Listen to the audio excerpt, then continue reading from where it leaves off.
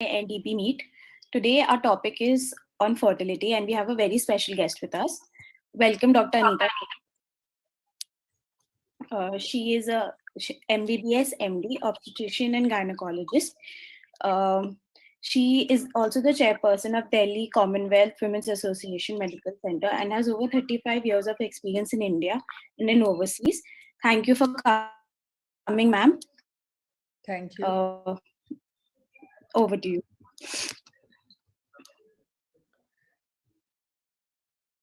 Hi, good morning, everybody.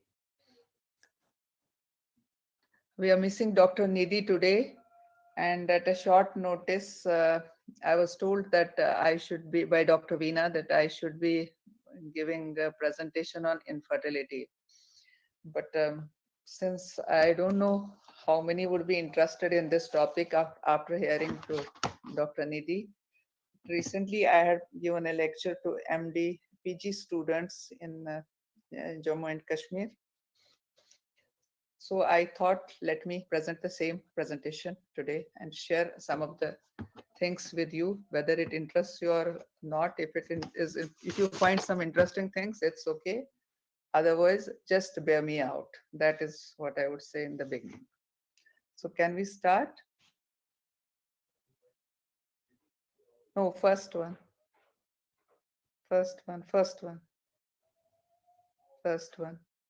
Number one. Yeah.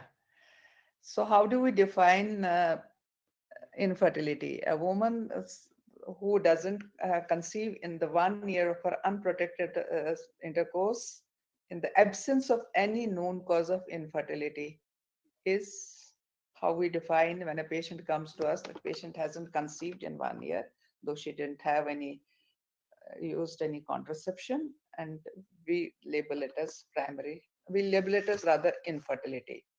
Next, what are the factors which affect fertility? There are quite few factors, which common factors I will mention. Number one is frequency and timing of sexual intercourse. The probability of the conception increases if intercourse is 3 times per week, but it drops when the frequency becomes 1 time per week. Obesity is the second factor which affects that. Obese people who are over 30 should are less likely to conceive. In effect, their treatment success outcomes are also reduced. Next. Third, in continuation, would be caffeinated beverages, though there is no evidence, but excess of everything is bad. Alcohol. Fourth, alcohol. Female patients taking small amounts of alcohol per week, 1 or 2 units, shouldn't be bad, but should be avoided, not taken as routinely. In West, you can't stop them. And intoxication may really affect semen quality, but taking small amounts may not affect our ovarian eggs from the ovaries. Next. Smoking is strong association between smoking and infertility in both partners. That is proven. Next.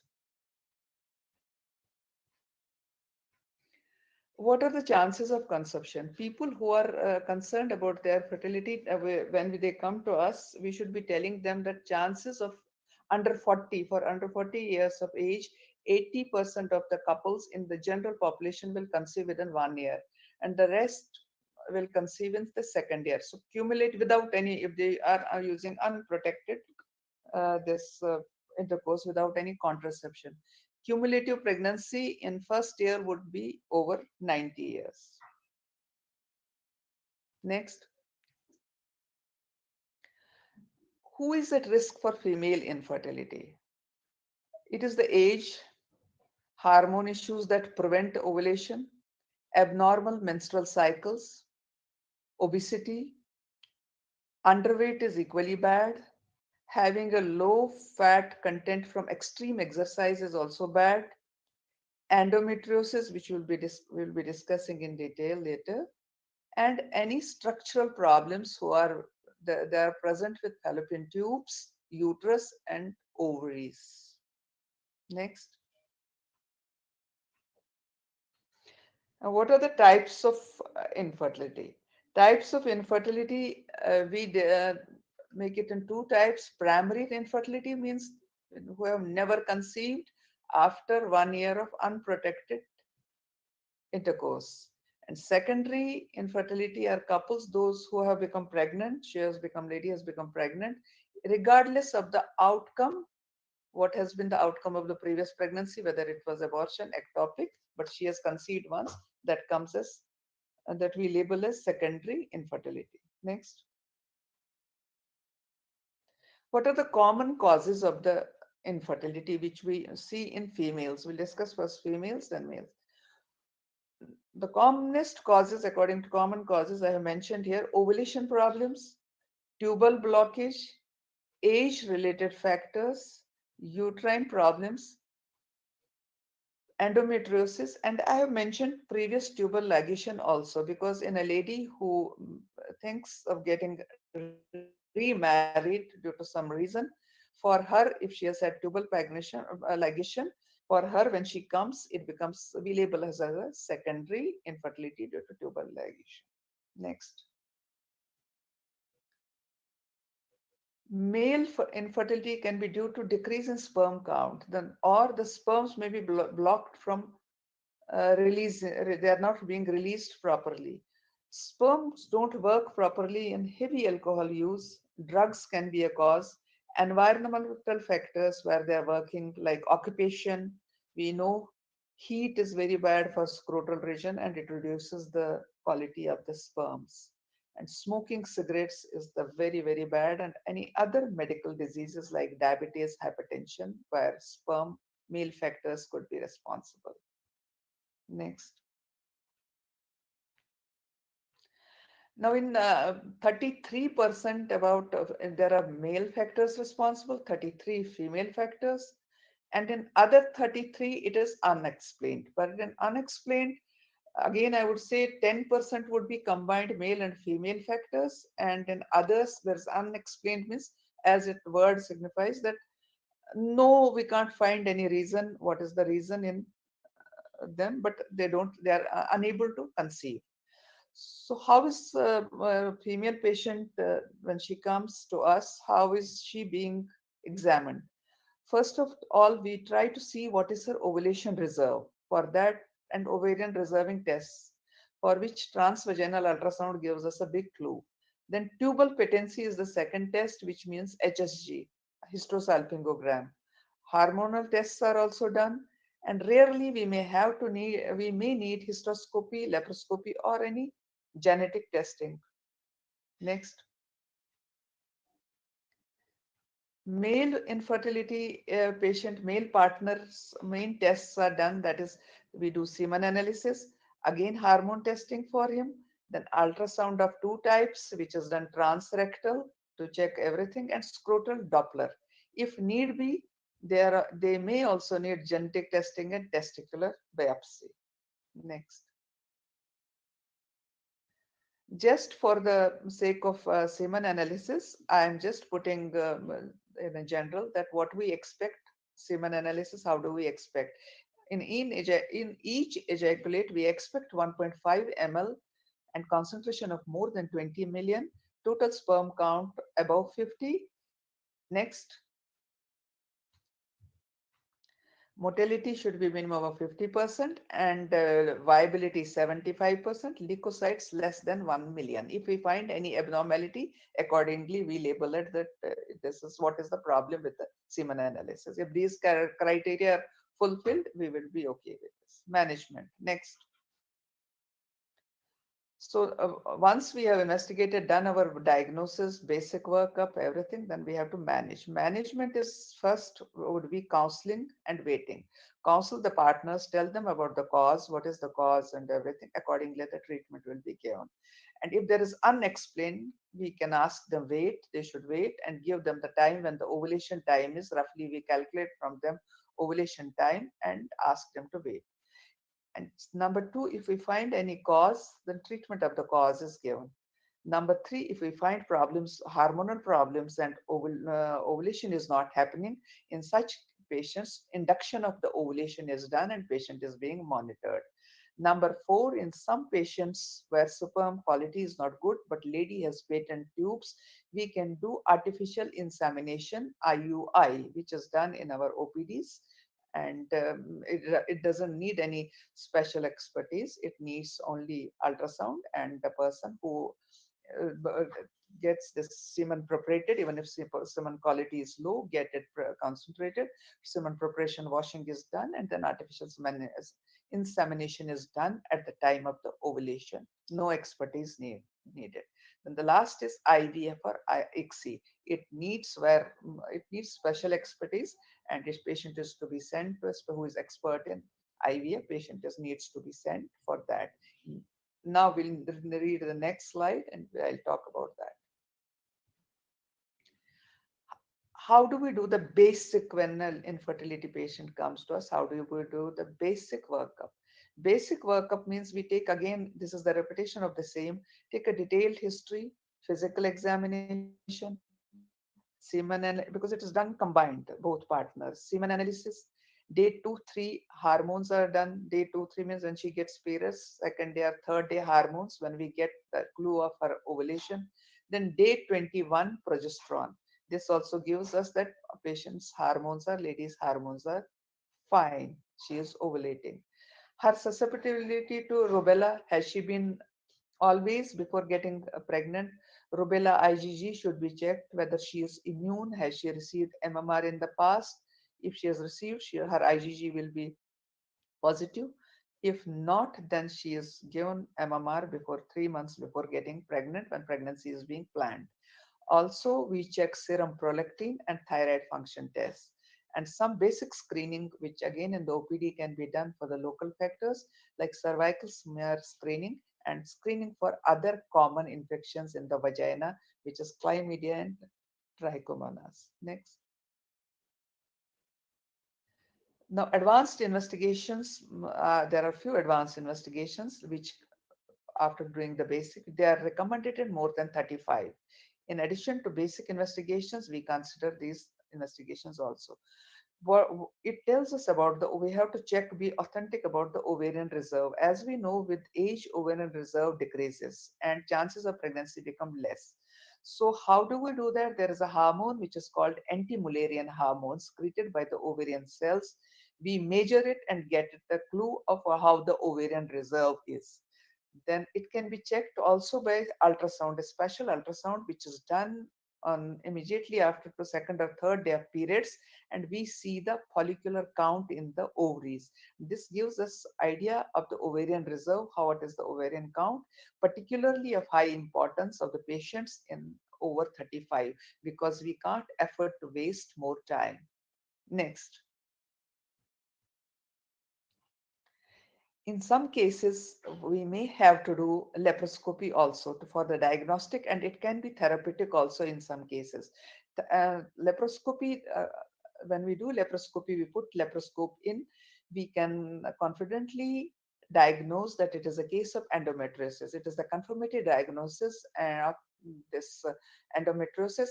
Though in endometriosis, tubes may be patent, they may not be blocked by tubal test by earlier. It may show us the tubes are patent. By putting in scope in the abdomen, we diagnose endometriosis. Tubes may be patent, but their function is lost as they are not working properly because of the endometriosis, though we may falsely see that they are patent. So how it is therapeutic? If there are some adhesions or something, we remove those adhesions. If ovaries are too polycystic, we can do some drilling, and there are any fibroids, they can be removed through laparoscope only. And also hysteroscopy also has a role. Hysteroscopy, in hysteroscopy, we can evaluate the uterine cavity. Hysteroscopy is we put a scope through the cervix into the uterus, and we can see the uterine cavity. Sometimes we miss on ultrasound there's intrauterine septums. If we find such septums, we can remove those septums through a hysteroscope. So again, it is diagnostic as well as therapeutic. In case of failed IVFs also, it's of great value to see. Sometimes this IVFs fail because there are some undiagnosed septums, small septums, which can be removed through this. Next. Now, male factors, surgery, medical management is not, there's not much of the medical management if the semen analysis is not abnormal semen analysis. Of course, if there is any infection, we can treat it, but definitely surgery has a role. If there is any block, semen is not coming because of any block, that block can be removed, and this part is done by urologist, not by us. And also it has a role in if there is a retrograde, sometimes there is retrograde ejaculation, it has a role in that also, and such patients are being referred to urologist who takes evaluates them and takes care of them. They are not being managed by a gynecologist. Next. So we will take them. I have written treatment of the cause just for easy understanding. Like if we have unexplained infertility means that apparently everything's fine with both partners. We don't find any deficiency in either, but still they are unable to conceive. In such cases, some people give ovarian hyperstimulation, but that doesn't improve pregnancy rates. They are asked to conceive by given advice about ovulatory period and other things. If still they don't conceive in 2 years, and especially they are in advancing age, without wasting time, they should be asked to go for IVF. Next. There is another group of patients where we find certain causes, like tubal factor is there, or as I told you that uterine factors are there. Tubal surgeries are done. Any treatment is better than no treatment, but they are not of much success rate is not there. Many have been tried, like febrile dilatation, catheterization through hysteroscope, cannulation. Not of much success rate is not there. Uterine surgeries, of course, there is a role if there are intrauterine adhesions, and I told you septum also. Ladies gets, I mean, there is amenorrhea due to these adhesions. We can remove through hysteroscope these adhesions, and this may help in some cases where these adhesions are responsible. She starts menstruating. Naturally, we can induce ovulation and it may help. But tubal surgery as such doesn't have much of the role. Next. Now, but one of the important causes we said, and the management, we said the ovulation induction. Oh, there are, but the main cause is the ovulation. Majority of the cases in the ladies, where we said 33% are the female causes. Ovulation disorders is the main group. Again, it has been classified into three groups: Group 1, Group 2, Group 3. Group 1 is where there are causes from the hypothalamic pituitary, that means from the brain. In such cases, you will find that patient has amenorrhea, and the genitals and other organs are not well developed, what we call hypogonadotropic hypogonadism. Number, for them also we can't do much. Group 2 is hypothalamic pituitary ovarian dysfunction, which usually happens in polycystic ovarian syndrome. Here, induction of the ovulation has a great role, and we can help them, and they usually conceive if the treatment is given. Group 3 is ovarian failure. In ovarian failure, again, we can't do medically much, but if there is still some reserve is left, immediately without wasting any time, IVF is advised. Next. Now, as we talked of group 1, the cause is in the pituitary gland, central cause. Here we can't do much. Patients present with amenorrhea, and once we diagnose that it fits in group 1, cause is in the pituitary, in the upper central nervous system, upper. So such patients usually you find are very thin and lean. BMI is less than 19. We try pulsatile gonadotropin releasing hormones or gonadotrophins with luteinizing hormones activity to induce ovulation for them, certain hormones, but not much of a success. Number 2, next. So our aim is on these patients, group 2, which is mainly we call it PCO, very, very common. Every 8 out of 10 girls, we find that this is the cause of the infertility, especially due to age and stress, environmental factors, lifestyle changes, this is the major cause of the infertility nowadays. So how do they present with us? They have weight loss of weight of our aim of the treatment should be that their obesity should be brought down, then 30 BMI should be brought down. So they have to be advised on diet, exercise. That are the key factors. Only medication will not help. Second thing, I usually put them on metformin because somewhere they have hyperinsulinemia, and metformin helps in the weight loss also. Quality of it is not prone, but metformin may increase quality of eggs also, because PCO patients, if they conceive, they are more prone to get miscarriages. I have seen that metformin really helps them. This is my personal experience, and metformin is a routine for me in PCOs who are trying for pregnancy, as with advice for obesity, how to lose the weight, how diet should be given, diet chart. They are being given diet charts, advised exercises. Then metformin forms a part of the treatment along with the folic acid, and then we think of inducing ovulation in them.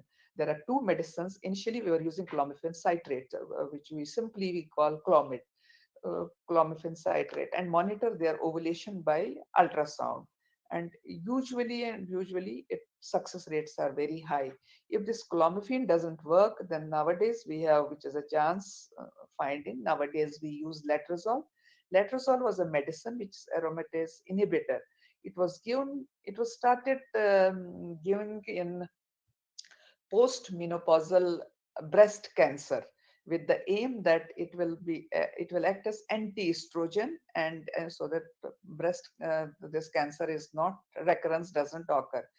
But here it mimics the action of clomiphene without the side effects of clomiphene. So it doesn't have the same side effects of anti-estrogenic. So we use it here also. Nowadays, we have switched on from in clomiphene citrate, this resistant cases, and as such, clomiphene citrate has anti-estrogenic effects. So we have switched on to letrozole for the induction. This is the basic induction we do. In those patients where it doesn't work, uh, then we may have to give follicular stimulating hormone, but everything is being done under the guidance of the ultrasound to see that there is no this hyperstimulation.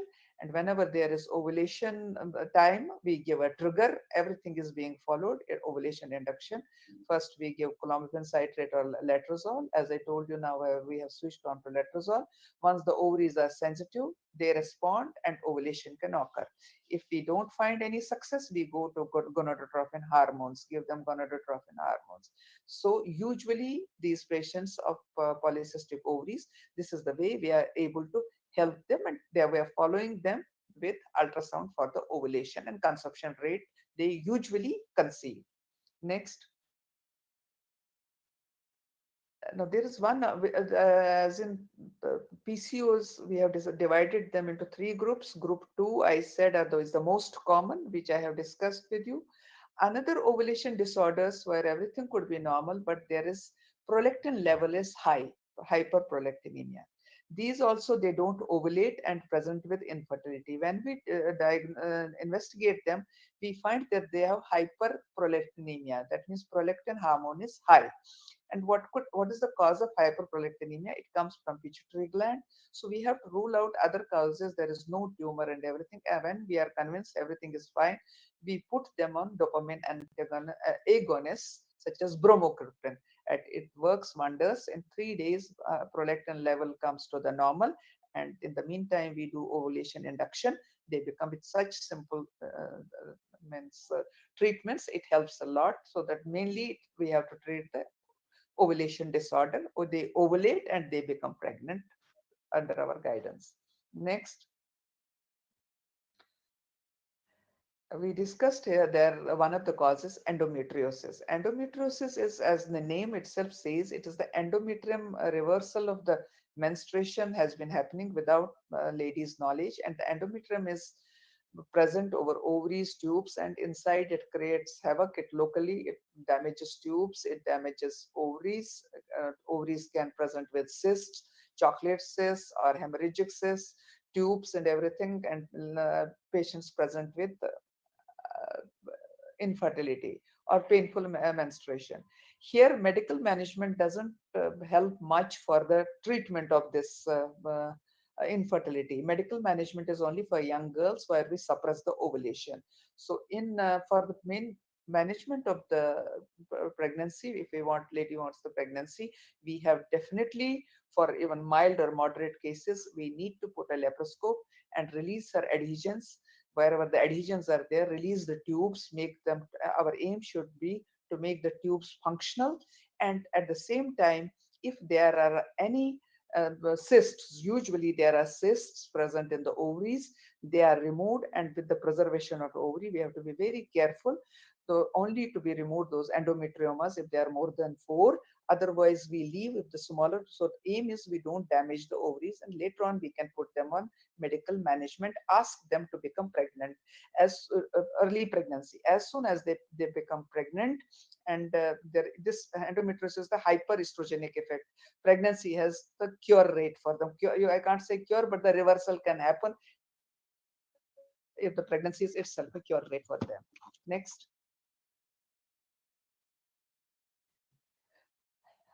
As I already told you, the tubal factors, and maybe more effective is not more effective, but at the same time, any treatment better than no treatment. But it is again in the expertise. There is should be special expertise. Very few people where we refer such patients, but not with much success. Of course, with the uterine surgery, when we put the hysteroscope, whether it is through laparoscope, removing my small fibroids, or hysteroscopic adhesion releasing, improve their menstruation, improve their chances of pregnancy are improved. There we can help them. Next. Also, in the tubal and uterine factors, I would say that sometimes before IVF, once we refer such patients to IVF, or there is indication for IVF, we that time also we find some patients are diagnosed on simple hysterosalpingogram that they have hydrosalpinx. So before referring them, we try to do surgery for these hydrosalpinx so that these in with IVF treatments are successful. It's always important to remove such tubes, to do surgery for hydrosalpinx tubes, so whether it is both or one, both tubes are removed, and that increases the success rate of IVF treatments. This is done through laparoscope before doing any IVF. This IVF and ICSI rates, success rates increase. Next. We know that infertility has been a problem throughout history. However, increasing rates are noticed now because of late marriages and environmental factors, stress, too much of stress, but too much of weight, obesity, or too much of anorexia nervosa, both extremes. And as we know, the first successful birth of a test tube baby Louis Burn, which you can see, occurred in 1978 in Oldham General Hospital, UK. Since that, we have had many advancements in the IVF in our own country. In Delhi, we have many centers where every day this is being done routinely now. And who was the physiologist? Robert G. Edwards. He developed the treatment. He was the one who developed, and he was the one. He was awarded the Nobel Prize in Medicine in 2010. Thank you very much. I hope you liked it. Any questions or anything, I would be happy to answer them.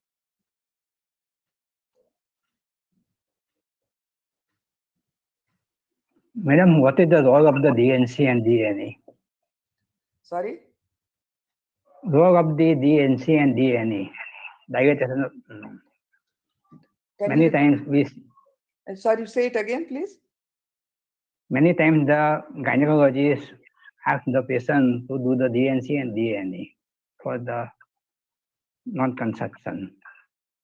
DNC is the diagnostic DNC to see the this hormonal status. Like it is done premenstrual. If we do premenstrual DNC, take this biopsy from that, we should be able to see the secretory changes. If you see secretory changes, that means the patient has ovulated. Progesterone formation is there. There are two phases of menstrual cycle. One is this luteal phase, that is secretory phase due to the corpus luteum. So if we find proliferative phase, in the premenstrual phase, that means lady has not ovulated. So it is the evidence of ovulation.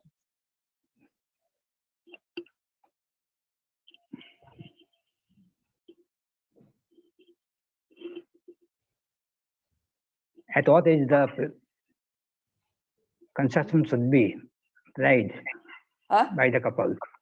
Sorry? What is the most satisfactory factor that is responsible for the conception? At what age the male and female should marry and they Yes, of course, like before this, less than 30 would be the ideal for the completion of the family. So after 20, that are the best years. But we know in the current scenario, it is not possible. Everybody marries at 3. So there is too much of interference with the nature. So ovarian reserve decreases. We know with age, ovarian, we are born with ovarian reserve, which is a basket of eggs, really. And with yes. time, it decreases. So the best age would be less than, in the current scenario, also less than 35 would be the best. But we are getting patients at 38, 39, 40, and we can't afford to waste time. And they are not ready for IVF also. IVF also, there is no guarantee that they will go at success rate with age for IVF also decreases.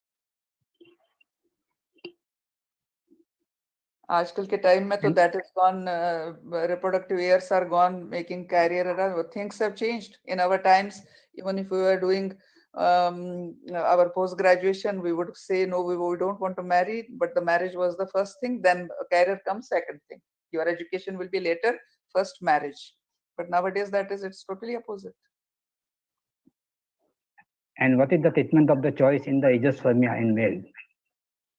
Azoospermia, first we have to see, most of the times when patients come, we do semen analysis, this comes azoospermia. But when we refer them to urologist, we are surprised to see that there are obstructive causes. Once the obstructive causes are ruled out, then you have to counsel the patient. It's not an easy thing to accept. You have to counsel together. It takes a lot of time for counseling. If they accept for then donor or adoption, one of these. And I have seen most of the patients, egg donation, they are ready, but sperm donation, most of the couples are not ready. So it has to be counsel them for adoption.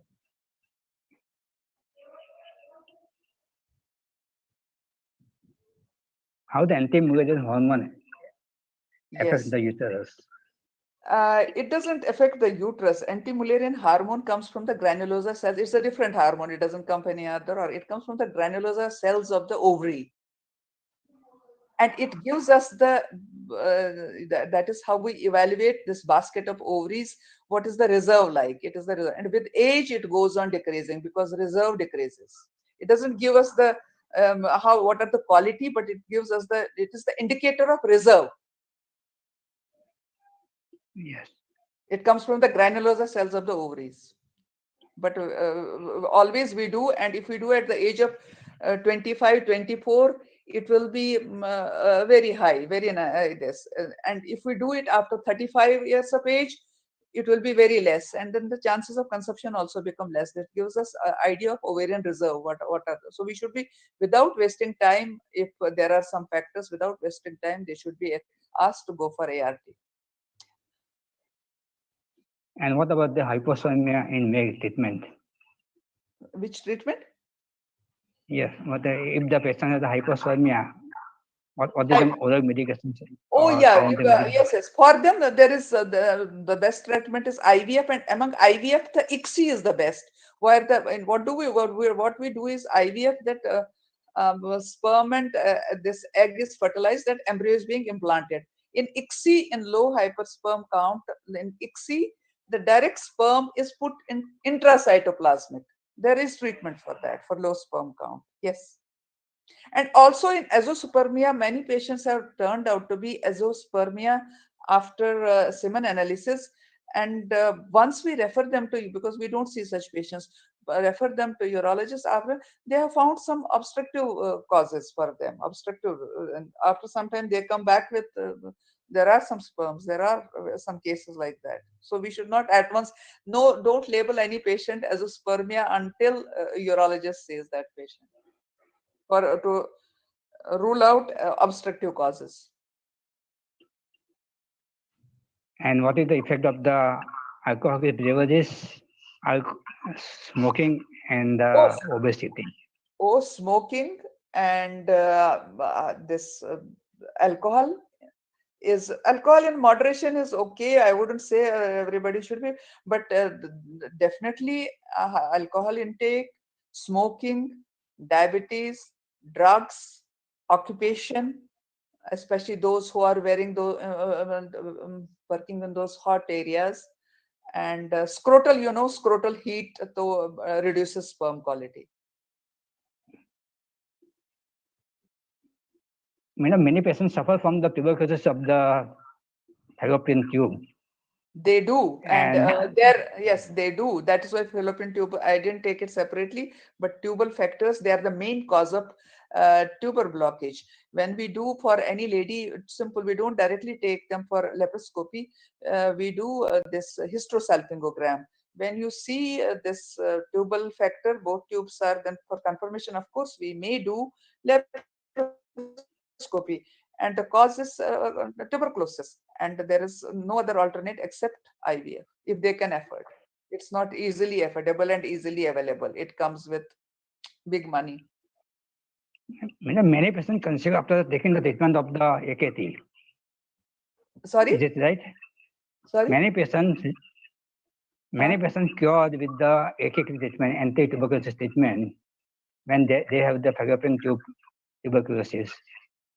You see, And they anti-tubercular treatment is fine, it is okay, but usually it is very difficult because tubes what happens that tubes are once damaged with cilia and other things that is damaged, they are very, that anything can happen, we can't say 100% absolute no, but tubes are a very delicate thing. Cilia and everything is done, it's not blockage only, they may be functional, they may be open, patent, but they are not functional most of the time. But rare cases, it may happen. Anything is possible. Anything is possible. varicose is a factor for the infertility in male. Varicocele, of course, yes. Varicocele is a factor. Yeah, it is.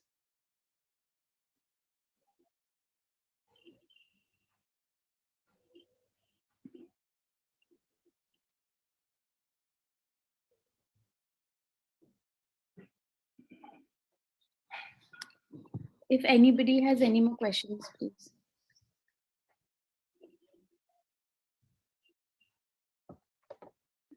Ma'am, I think questions have been asked.